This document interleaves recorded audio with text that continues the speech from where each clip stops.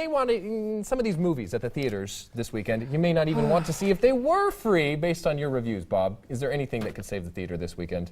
Not much, no. But people still went. Yeah, they did. The Rock and his buddies saved the box office as G.I. Joe Retaliation battled the competition and scored $41.2 million for first place on the box office chart. Last week's champ, The Croods, slipped to second. Tyler Perry's Temptation took in a better than expected $22.3 million for third place. And The Host had far less than Twilight numbers with just $11 million for sixth place. Stoker, now at the flick, stars Mia Wasikowska and Nicole Kidman in an interesting, engaging, twisty story with an ethereal, cool style that draws you in before it claws at you with broken glass and metal shards. It's a disturbing, nasty, vicious tale that creeps up on you. Yeah, I was kind of stoked. 3.5 stars out of 5. Kristen Stewart, naked, ample substance abuse, three-way sex, and general hedonism abound in The Aimless on the Road, also now at the Flicks, which is the movie adaptation of the Jack Kerouac novel. Garrett Hedlund is magnetic in a movie that revels in excess. Viggo Mortensen, Kirsten Dunst, and Amy Adams are mostly wasted.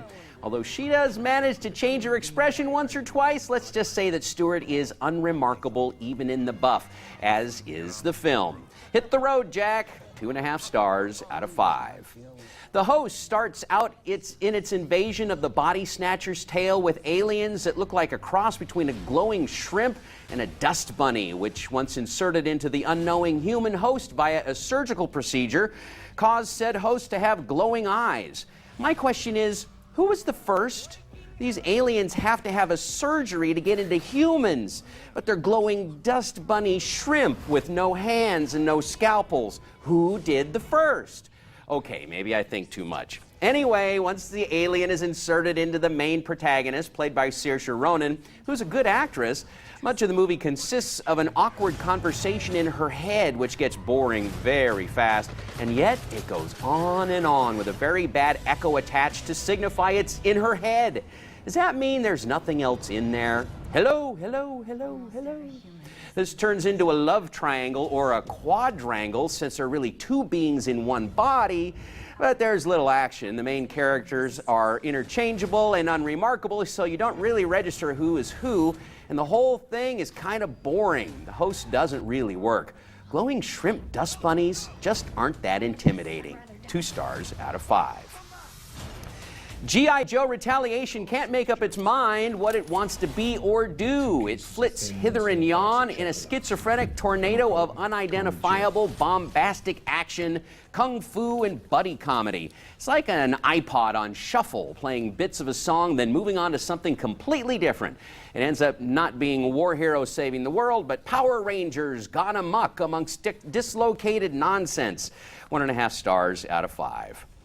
Tyler Perry's Temptation is one of the worst movies of the year, an unintentional comedy that had me in stitches. Tyler Perry's at the enviable career position that he could slap any refrigerator leftover on the screen and people would go see it. Kim Kardashian, an apt example, looking like too many overinflated balloons in a very tight stocking, has all the acting ability of, well, balloons in a sock. Vanessa Williams dons a hideous French accent that is laugh out loud bad. Perry scraped the bottom of the barrel looking for actresses this time and found cheese. The whole movie is soap opera cheese down to the music. It's laughable over and over with a stupid, hilarious ending, making this the funniest Tyler Perry movie yet.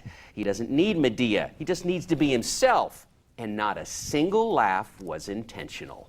1 star out of 5. For my reviews, a look at this week's DVD and Blu-ray releases, and more, head over to my website, BobRichardsMovieReviews.com, or link to it at IdahoOnYourSide.com. The highest was below a 4 stars. Not a great weekend. Not a super good week. Highest. All right, so hey, now you know it. You heard it from Bob. Thank you.